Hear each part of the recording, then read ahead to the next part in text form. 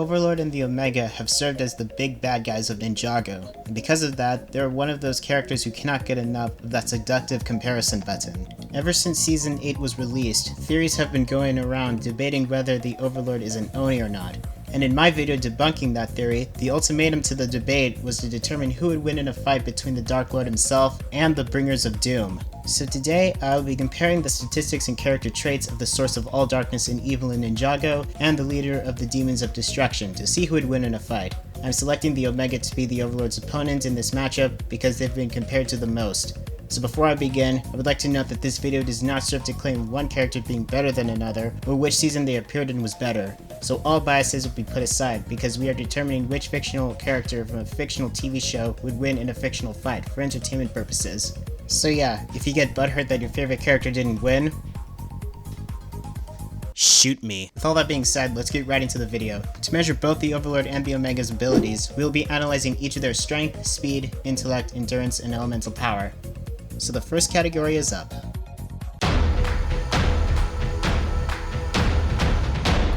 Both the Overlord and the Omega possess great strength that gives them an advantage in the battlefield. They are able to stand toe-to-toe against their enemies, specifically the ninja. The Omega was able to knock both Lloyd and Garmadon against a wall in a confined room, even lifting Lloyd with his tentacles. However, while his impressive combat skills do trump Lloyd and Garmadon's by quite a lot, he didn't seem to leave a mark on any of them. Well, physical damages, that is.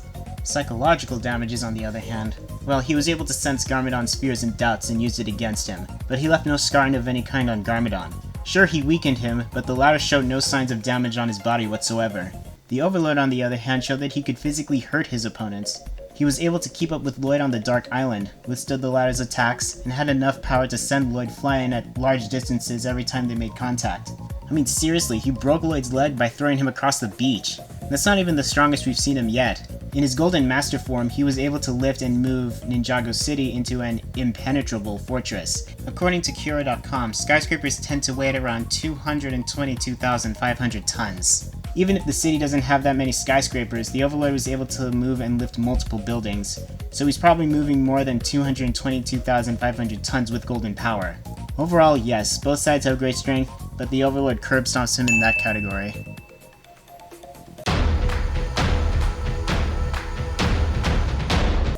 Speed is a huge factor when it comes to one-on-one fighting. I'm just gonna be straight with you here, the Overlord is just way too quick for the Omega. In this scene, when Lloyd shot the Overlord with his power, the Overlord shot back. Lloyd dodged it just in time to hang on to the edge of the Garmatron, but the Overlord was literally in front of him and punched him super far away. Oh, that was brutal. This means that the Overlord can not only run super fast, but can also do it silently. If you're asking how fast the Overlord went in that one specific scene, let's just do some useless math for fun for useless information that'll probably never help you on this watery planet we call Earth. Alright, so the setting takes place in the cockpit area of the Garmatron, and to determine the distance, we have to use Lloyd to measure that. How, you may ask? Well, first of all, scaling Lloyd, who at the time was approximately 12 years old, we can estimate how tall a 12-year-old boy is in real life. According to teens.lovetoknow.com, the average height of a 12-year-old is 58 inches, or 4.83 feet. So if we measure 4.83 foot Lloyds from the edge of the Garmatron to the Overlord, we get at least 5 Lloyds. Multiply 4.83 feet by 5, and the distance from the edge to the Overlord is 24.15 feet, or about 7.4 meters. And it took him 0.27 seconds to get from his previous position to Lloyd. So 7.4 meters in 0.27 seconds is around 61.3 miles per hour. That's almost as fast, if not faster than a cheetah, the fastest land animal on Earth. Granted, you could argue that he didn't show this speed in Rebooted, but this is a fictional fight from a fictional storyline, so screw it. Now let's look at his opponent. Oh wait, there's nothing to show. But for real, most of the time we see the Omega, he's just standing and talking, or walking and talking. Whenever he's fighting, he's just as fast as a normal fighter. Whatever his speed may be, I'm sure it wouldn't be as fast as a cheetah. Hell, I'm not even sure the writers knew that the Overlord could run as fast as a cheetah. Anyways, another point for the Overlord.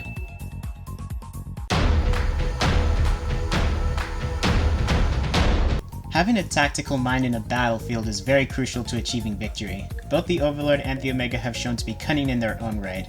While some people have been saying that the Omega was hardly even a character, I would like to point out that he has shown to have a good level of noteworthy intelligence. The Omegalodon led the Oni to conquer the 16 realms, including Ninjago. He knew that he could enter Ninjago through the Realm Crystal. He summoned Oni to assist him in his fight against Lloyd and Garmadon. He knew that the Monastery of Spinjitzu would be the ninja's final stand, and was able to defeat Garmadon by exploiting the latter's inner conflict. Despite all this, the Overlord has a lot more to show how smart he is compared to the Omega. When he fought the first Manjitsu Master for control of Ninjago, he knew that their fight would go on for eternity, so he created the Stone Army to turn the tide in his favor, which almost worked, but during the time of being stranded on the Dark Island for thousands of years, he plotted the events that would lead to his return. He knew Garmadon would make his way to the Island of Darkness, as he said, "I've been waiting for you." He manipulated Garmadon to join forces, granted him control of the Stone Army, tricked him into believing that he had the power to turn Ninjago into his own image by creating the Garmatron to shift the balance. When the deed was done, the Overlord betrayed him and possessed his body, transforming into a colossal dragon, and proceeded to corrupt Ninjago in darkness.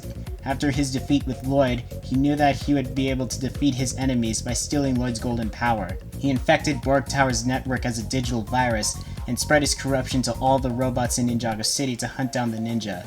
When they fled, he created an army of ninjoids based on Zane's design that Pixel had scanned earlier. He later interrogated a captured Wu by probing his memories to find out where the ninja were hiding instead of torturing him. He somehow knew that Lloyd would give up the rest of his powers to the ninja, so he sent a group of ninjoids led by Cryptor to retrieve the golden weapons from a comet in space and use them to become the Golden Master.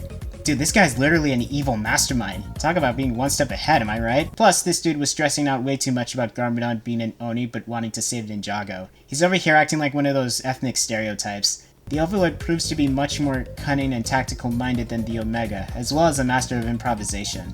The intellect section goes to... Wow, we actually know who the winner of this matchup is already. This is so awkward.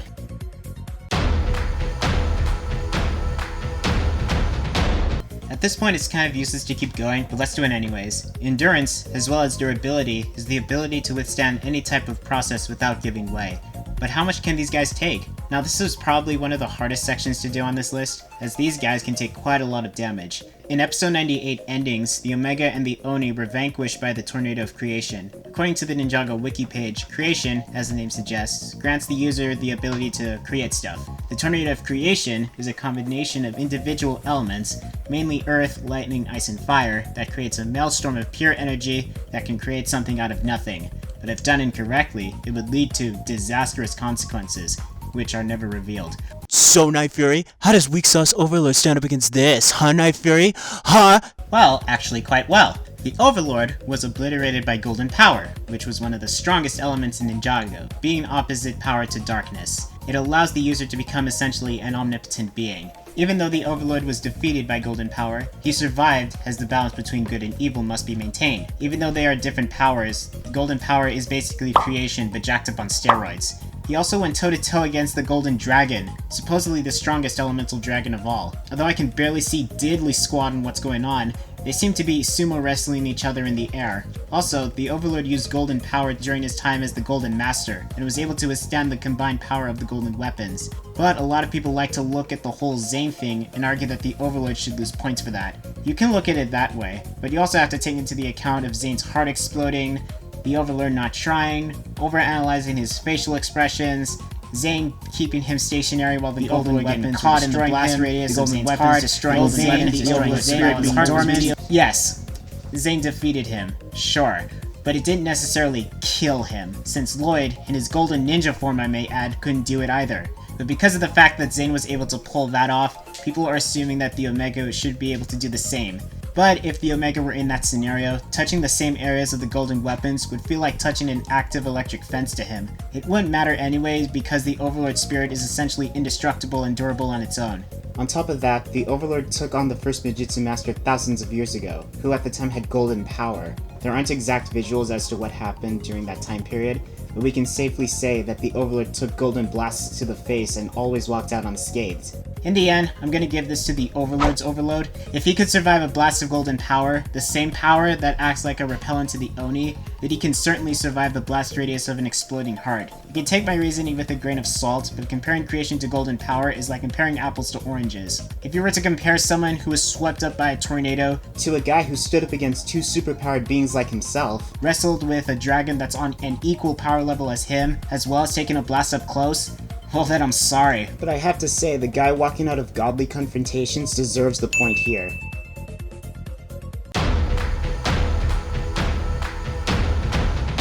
And here we are, the last section. The Overlord and the Omega are both capable of doing many things, but in this section, we'll be taking a look at their respective powers. Due to being an Oni, the Omega has the elemental powers of destruction, which grants the user the ability to, well, destroy. The Omega has been shown to use destruction to create black tentacles, Oni summoning, unleashing, and deflecting and absorbing purple fireballs. The Overlord, on the other hand, has the elemental power of darkness, which is able to corrupt anything in close proximity, shoot purple balls of energy, and plague his surroundings in absolute darkness. So on one hand, you've got an elemental power that has more abilities, and on the other, you've got an element that's more powerful. It's a fight between quantity and quality at this point. Wow, this is very hard to decide. Okay, after analyzing both of these for hours, I'll just say this. The more abilities you have up your sleeve, the better your chances are at coming on top. While darkness is more powerful than destruction, power doesn't really mean everything. I mean, it does, but hear me out on this one. Destruction, on the other hand, has more abilities than darkness, some of which could be used to stand a fighting chance. Probably wouldn't necessarily be a victory, depending on who plays their cards right. Not to discredit darkness, it has very powerful abilities, which could also combat against destruction. Granted, you could argue that the Overlord has that one little lighting trick called golden power, but number one, he stole that power so that doesn't really count, and number two, we already used that for the strength category. Doing it again would just be redundant and cheating. I'm joking, by the way. Look, it doesn't really matter because the Overlord won this matchup already. I'm just gonna give this to the Omega. Here are the end scores and results. It became more evident that this versus matchup became very unbalanced the more I went on. I think this is probably because of the fact that the Omega only had 3 episodes of screen time, whereas the Overlord had 2 seasons. Sure, you can say there's probably more to the Omega that we haven't seen on screen, but those are just assumptions without factual evidence, and if there's no proof, it never happened. Just because they're ancient and evil doesn't mean they're similar to each other. While the Omega has multiple abilities of destruction at his disposal, the Overlord is vastly superior in terms of strength, durability, agility, as well as intelligence. Sure, the Omega could summon Oni to prolong the fight, or best case scenario, slow down the Overlord, but since darkness is stated to be destruction's true form, it would only be a matter of time until the latter's own powers start taking a toll on the former, and once he finds out about the Oni's sensitivity to golden power, the fight would be over in less than a minute. It may not be a victory by a long shot, but the odds are more than likely in the Overlord's favor. Yes, I know the co-creators said that we may never know who would come out on top because of their current states, so if you're watching this fossil in 2022, just remember, a lot can happen in 2 years. But for now, and in terms of this video, it's pretty clear what the outcome is. The winner of this versus matchup is the Overlord.